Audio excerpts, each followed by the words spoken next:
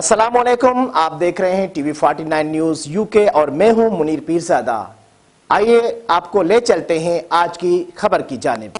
मरूफ शायर व सहाफ़ी नवाब नासिम मेव ने सदर लाहौर प्रेस क्लब आज़म चौधरी से मुलाकात की और आज़म चौधरी को प्रेस क्लब लाहौर का इलेक्शन जीतने पर मुबारकबाद दी।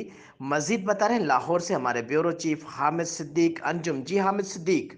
जी बिल्कुल, मरूफ शायर व सहाफ़ी नवाब नाज़िम मेव ने लाहौर प्रेस क्लब का विज़िट किया है, जिस पर प्रेस क्लब के जानिब से उनका वालिहाना इस्तकबाल भी किया गया। मरूफ शायर व सहाफ़ी नवाब नाज़िम मेव ने सदर लाहौर प्रेस क्लब आज़म चौधरी से मुलाकात की और प्रेस क्लब के इलेक्शन जीतने पर मुबारकबाद और फूलों के गुलदस्ते भी पेश किए।